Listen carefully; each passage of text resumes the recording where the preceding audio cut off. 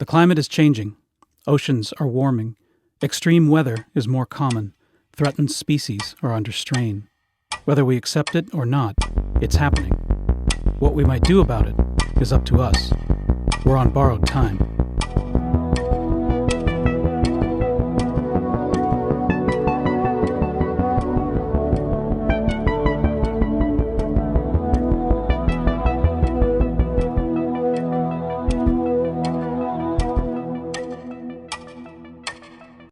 I'm Andrew Murphy of the Mill Valley Public Library, recording on behalf of the Borrowed Time series. Joining me by phone is Giessell Aguilar, the lead park ranger at Muir National Monument. Giessell received her Bachelor of Science degree at the University of New Orleans, where she studied biological sciences with a concentration on natural resource management. In 2014, she landed her first job with the National Park Service as a biologist at Manassas National Battlefield Park. In 2018, Aguilar became the lead park ranger at Muir National Monument, where she develops and delivers programs that focus on the natural and cultural history of the park, focusing on climate change impact on redwood forests. Thank you for joining. Thank you for having me. So when did you first become interested in studying climate change? Yes. As with many impassioned journeys, my life as a park ranger and conservationist began with a life-changing experience, I would say. In 2005, my family and I experienced one of the costliest hurricanes on record. That was Hurricane Katrina. I lived in New Orleans at the time. I was 16, and without a doubt, it was one of the scariest natural disasters I'd ever witnessed. This sparked a huge learning desire to learn more about what was fueling such superstorms, like severe weather. And that's really where my climate change education began. During this time, not a lot of people were talking about climate change. So I soon found myself intrigued and consumed by wanting to learn more about the climate crisis. So this desire really led for me to want to become a part of the solution. And so this shaped my career goals and it eventually led me to my career as a park ranger and biologist with the Park Service. And just out of curiosity, obviously Katrina is like a really major event, but have you had any other personal experiences seeing the effects of climate change? I have. Obviously, living in California. I've been in California for the last 4 years now, and in those last 4 years, we've witnessed major wildfire that has impacted the Bay Area and much of California.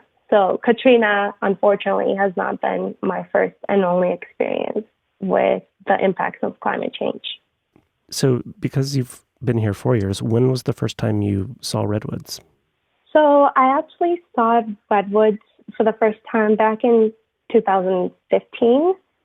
I actually came for a conference, a national park conference called the George Wright Conference. One of the field trips that they took us on this conference was Muir Woods, and that was my first time seeing redwoods and my first time at Muir Woods. And I remember walking in and just feeling like the powerful feeling from these massive ancient creatures and being in awe. And I remember telling myself, I want to work here one day. So it's just so nostalgic. How that impact of my first time seeing the redwoods was at Muir Woods, and then now I work there. What do you think makes redwoods so awe-inspiring to people? So redwoods are the tallest living things in the world. I think that by itself is just like so awe-inspiring. Standing next to a redwood, it's probably one of the most humbling experiences. You feel very small. I call them magical trees. So these magical trees can actually reach higher than a 30-floor skyscraper, which is really cool if you think about it. That's more than 320 feet. Yet what's really interesting is their root systems only extend about 6 to 12 feet deep. That's really shallow if you think about it. So when I'm giving a program, that's something that surprises the audience because they think, well, if I'm standing next to a 300 feet tree, then the roots are surely going to go at least 50 or 100 feet deep. But the real cool thing that they do is that they radiate the roots and they intertwine with each other. So they're a community holding each other up. But I think what's even more incredible is that these trees can live a very long time. Sempervirens translates to always living, which is an appropriate name for a tree that can live 1,000 years. How do redwoods survive so long against the elements? So they're just like really incredible trees. They could actually live for more than 2,000 years. Redwoods live a long time because they have very few enemies. Redwoods have a large amount of tannins or tannic acid. I call this a magical chemical, if you will. This is a chemical that repels insects, bacteria, and fungi. So because of this tannic acid, redwoods don't really have a known disease that kills them. They also have really thick bark. It's a fire-resistant bark, and they also lack resin. So this protects them from major fires. Redwoods don't have a known disease that kills them, and so this is a pretty magical chemical, like I said, that really protects them. Do you mind describing how the Muir Woods area looked prior to the gold rush in California and what the forest looked like and who called the forest home? So redwood species, their ancestors lived around the time of dinosaurs. The first redwood fossil dates back to more than 200 million years, to the Jurassic period.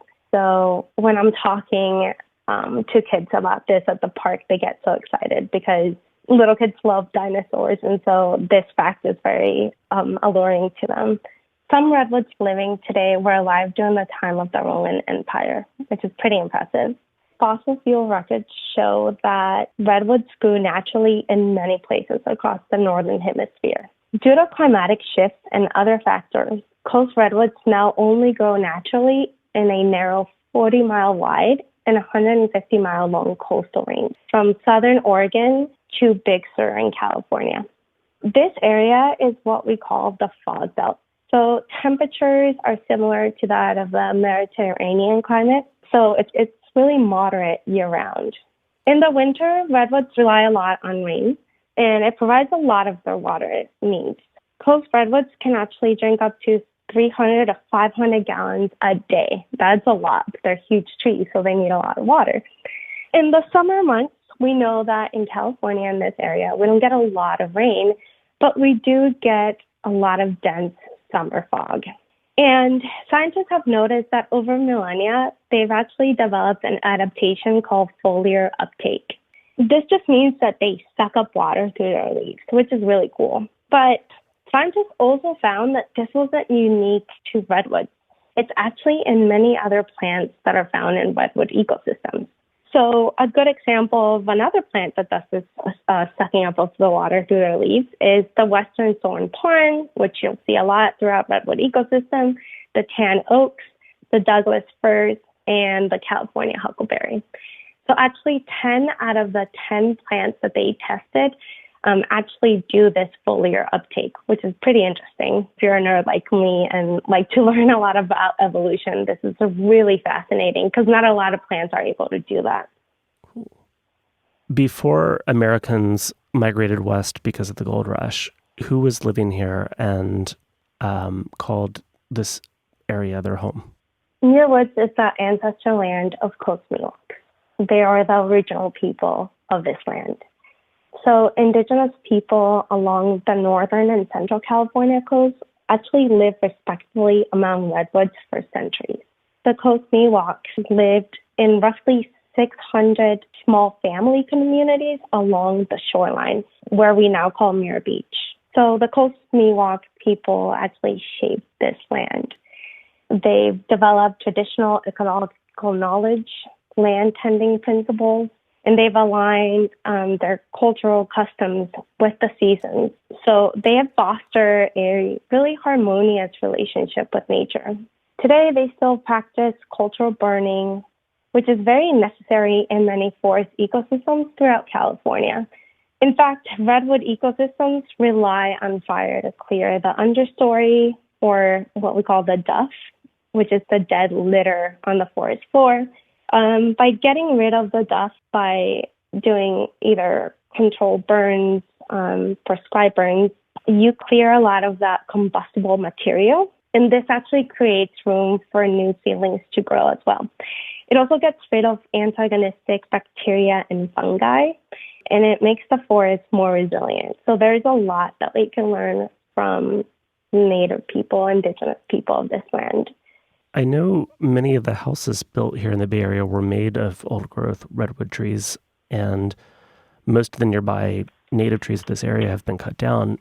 Do you know how the trees at Muir Woods were preserved and when it became a national monument? So Muir Woods National Monument is an ancient old-growth forest, and I think being so close to a huge city like San Francisco and just like the Bay Area and the dense population of the Bay Area, people are always in awe and surprised that this forest is still standing today. Like I said, it's 1,000-year-old forest. This forest was saved because the land was actually donated by Elizabeth Tasher Kent and her husband, William Kent. And they wanted to protect this forest because it was actually one of the last stands of uncut redwoods. As many people know, during the gold rush, old-growth redwoods were being cut at an alarming rate. Elizabeth was actually a part of a women's movement during that time. So one of the biggest misconceptions is that John Muir founded this forest, when in reality, women were at the forefront of this preservation movement. So it was really women who first campaigned to save what is now Muir Woods. In saving, in trying to protect and save this 600,000-year-old forest, Elizabeth Kent and William Kent decided to donate the land to the federal government. So they ended up donating 295 acres. And in January 5th, 1908, Teddy Roosevelt actually proclaimed it as a national monument. I know that the Women Save the Redwoods League was also founded in Humboldt County in 1919, and other women helped preserve the land at Big Basin State Park in Santa Cruz. And just out of my own curiosity, I looked up lumberjacks and logging, and the very first part of the history of lumberjacks was this idea of masculine culture, and that most pre-20th century logging, there weren't many women as part of these logging communities. So I personally found it interesting that there were women trying to save the trees and men cutting them down. Yeah, it's really interesting. As I was doing more of my research with this women's grassroots movement, I found it interesting as well to find that the women were actually married to the lumberjacks. And so it was almost like they were putting their beliefs against their livelihood, which is really interesting and really inspiring, I think. And this was at a time where women couldn't vote. So I find that also very inspiring, that they created these grassroots movements that really helped shape what environmentalism looks like today, because they were way ahead of their time as well. Do you mind telling us about some of the programs that you've developed at Muir Woods to address climate change? So at Muir Woods, we have 15-minute tree talks, and these are programs that we give daily. So my program focuses specifically on climate change, or the impact of climate change on redwood trees. So Muir Woods interpreters use educational resources and learn interpretive techniques to help visitors grasp resource meaning. And so we help create programs that are audience-centered to give a transformative experience to allow visitors to deepen their understanding and appreciation for redwoods. We also do a lot of different trainings on climate change.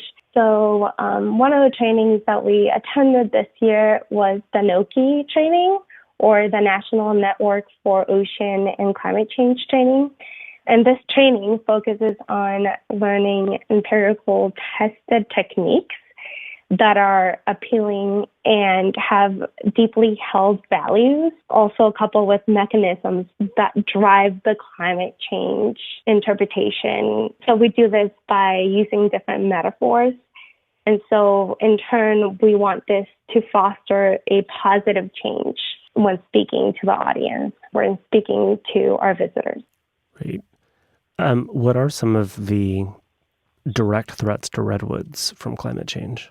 So one of the direct threats that we're seeing is temperature increase.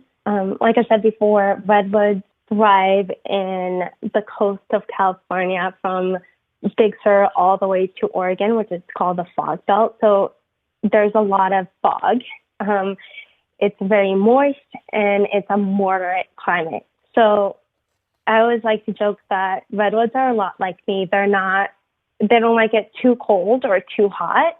So because the temperature is increasing due to climate change, this is also going to affect redwoods and also less coastal fog as well. So we've seen that in the last 100 years, fog has actually decreased by about 30%. And so we don't know how that's going to impact the redwoods in the future. We also know that human land use is a big threat to redwoods as well. So land development, more intense fires like we talked about earlier, and just the overall health and other stressors of the ecosystems. This can include invasive species, fire suppression, air pollution, and habitat fragmentation. So adding all these factors and climate change, scientists don't really know precisely how climate change will impact redwoods in the future. But they do know, and all of us interpreters as well and educators know that we have to act now if we want to protect these redwoods for future generations. Right. And can you tell me a little bit about the Redwood Renewal project at Muir Woods? Specifically, one of the things that caught my eye was the removal of the bridge to help salmon. And I'm just wondering if you have like a target goal of number of salmon you hope to see return. Yeah, so the Redwood Renewal is a family of projects that have been put in place so that we could restore critical infrastructure that's needed to enhance visitor experience, protect and restore park resources, and enhance safety. So you were talking about specifically about the salmon habitat enhancement and the bridge replacement. This is definitely, as an interpreter, the fun part of the project.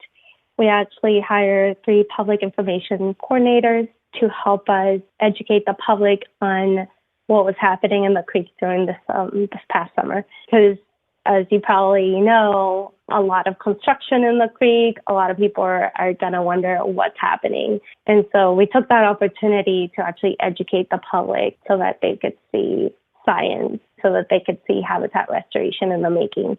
A part of that salmon habitat enhancement really came because we learned a lot from past management, the way they managed the natural resources in the past. We come a long way from that. So actually in the 1930s, some of the Redwood Creek was lined with boulders or riprap to stabilize its bank. And fallen trees and other big woody debris were removed to make the forest stream look cleaner. So we've actually grown a lot and we've learned a lot on how stream and forest works since then. We now know that turning the stream into a straight channel and riprap actually makes the water flow a lot faster. And when you have water flowing faster, baby fish, coho fry actually can't thrive in that ecosystem. We also know that by removing the boulders, the creek will naturally meander, which is the type of ecosystem and slow water that coho salmon actually need to thrive. We also know that creeks and redwood forests actually need a lot of big wooded debris and trees that have fallen. So we've actually placed big wooded debris in the creek to create more of that natural habitat for these fish to thrive in. We also know that the more salmon we have coming into the creek, that's overall better for the ecosystem because once they pass, they release a lot of nitrogen and they bring a lot of other nutrients from the ocean that then feed the forest floor. My next few questions are all about public access versus habitat protection. So, at what point was the shuttle service implemented at Muir Woods and what was the reason for it? Yeah, so the parking and shuttle reservation system was actually implemented in 2018. And this is also part of the Redwood Renewal project. So this system was really implemented to help out with visitation, but also help out with the entire ecosystem. So people were actually parking on the side of the road, degrading the ecosystem around that area. They were also blocking access to emergency vehicles, so it was a safety issue. And we've seen a really positive impact on implementing this parking and shuttle reservation. We still have the same number of visitation. We get about 1 million people a year, but this shuttle reservation system actually helped the visitation kind of scatter throughout the year versus before it was all mostly in one chunk of time or season of the year, mostly the summer season. But now we've seen that this has actually helped with the overall restoration of the Redwood Renewal project. I know that last year the National Park Service had 40 million more visits than they did 10 years ago, which was also the same year that the Ken Burns documentary on national parks was released. Do you have a sense if that documentary series is part of the reason why the spike of tourism has happened in the last decade? Or do you have a sense of what other reasons has seen such a spike in tourism at the national parks? So I like to call this Americans loving national parks to death. And I think a big part of that was due to our centennial efforts. Our centennial was in 2016, and we had a big campaign to get more people into parks, more diverse people into parks. So overall, putting it all together, yes, it has sparked an interest in people traveling to national parks, which is great. We want to have visitors come learn more about their resources. We want to have them learn about how they could protect both the natural and cultural resources in the park. So the more people and the more diverse groups of park visitors we have, the better for us in order to really hone in that goal to drive our mission. But like I said, a lot of that visitation is impacting our parks. I mean, you kind of touched on this, but as the popularity of the parks increase, how do park staff manage the balance of protecting the habitat for future generations while also attempting to provide and encourage access to everyone? Yeah, that's a very good question. And, I think the project, the 4-year project, the Redwood Renewal project that we have taking place right now, it's really looking to mitigate that balance of visitor use versus protecting park resources. So the Redwood Renewal project has that balance in mind. We do want more visitors. We do want visitors to come and enjoy their natural and cultural resources and learn more about the park. But we also want to do it in a way that protects the resources that they want to come and learn more about. One of the projects for the Redwood Renewal is the wastewater service rehabilitation project, and that's actually taken place this year. And that's to install new infrastructure that meets all modern code, replacement and relocation of water and wastewater line out of ecological sensitive areas. That also includes the next part of the project, which is the salmon habitat and bridge replacement. So just going back to your question, there's a lot that we're implementing to mitigate that very fine balance of visitation versus protecting the natural resources or protecting. This question's based just on my own personal experience. In the last few years in particular, it seems that every time I visit a park, I see a person or even many people breaking park rules. And beyond the actual rules, I'm just surprised that people will blatantly, say, step over a barrier that says marked sensitive habitat, don't stay on, the other side, and then take their selfies and leave their cigarette butts in the same area. And the thing that I can't comprehend about this is, because I understand people act badly, but what I don't understand is why the type of person that would act like that would even visit the park in the first place. Do you have any guesses as to what's going on there? That's definitely a problem that we have in the park. And I would just say that people are also very good at staying on trail and respecting wildlife, and they're really good at respecting plant life, and they're really good at respecting just the overall resource of the park. We always try to implement the leave no trace principles that we have at the park, that all national parks have. And so one of the ways we do that is by educating the public to want to advocate for these resources and to protect their park. I think that's the best way to really see that these are their national parks, these are their natural and cultural resources, and that these resources will be there, or we want them to be there for future generations, for their kids and their kids too. I realize that national park staff can't be everywhere at once, but when other patrons in the park do see bad behavior, how should they respond? Because it feels like by saying nothing, it only reinforces the entitlement of bad behavior. And sometimes it even kicks off the mob mentality and other people start doing the same thing.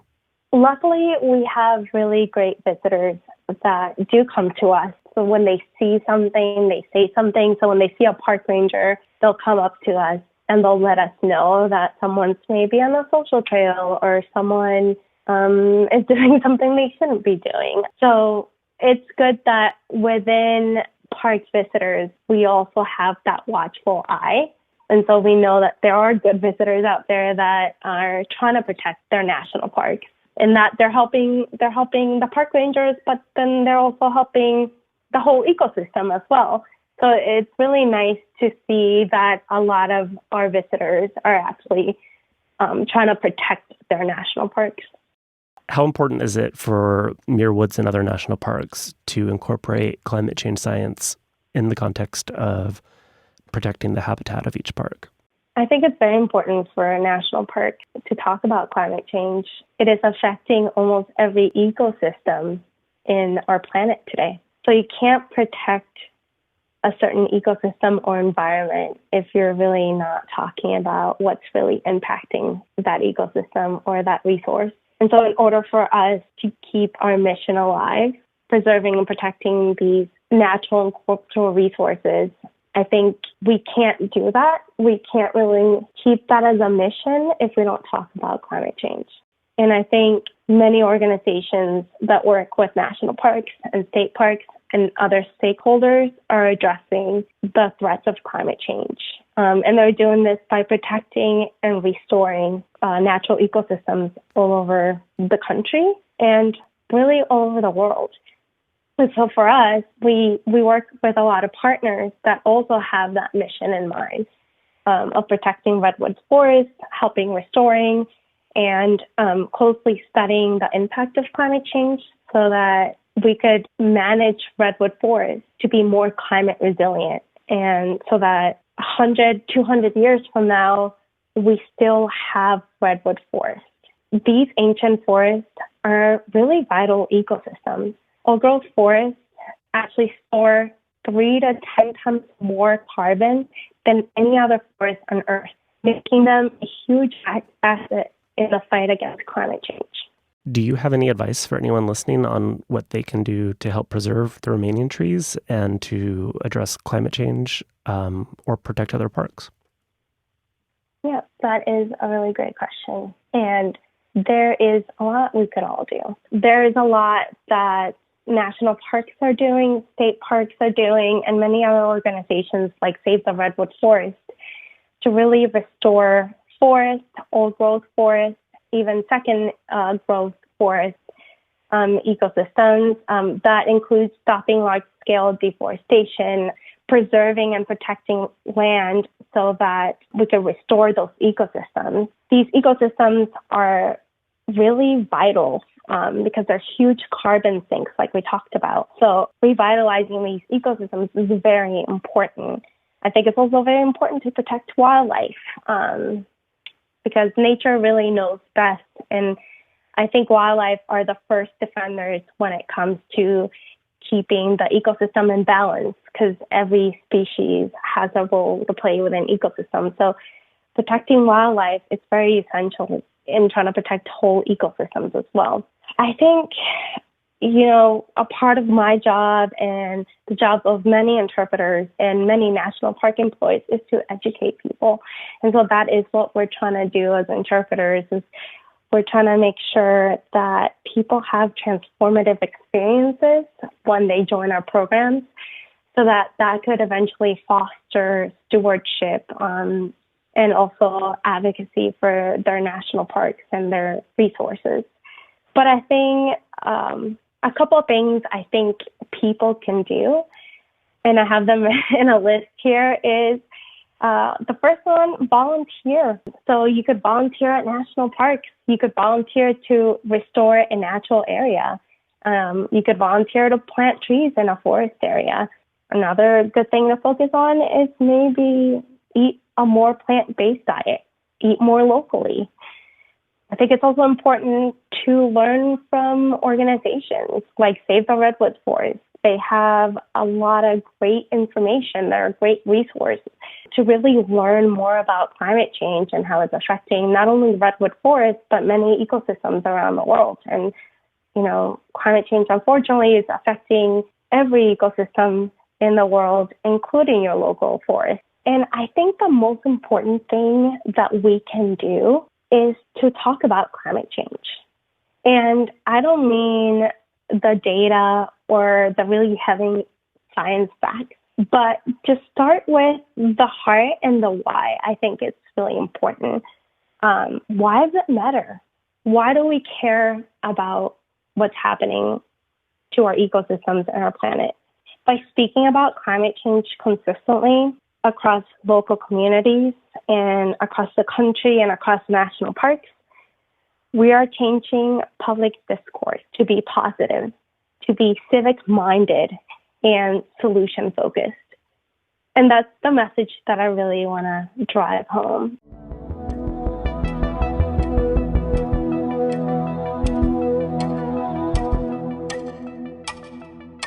Borrowed Time is a collaborative effort by librarians to combat climate change by discussing sustainability issues and all things related to the human influence on our ecosystem. For more episodes, visit borrowed-time.org.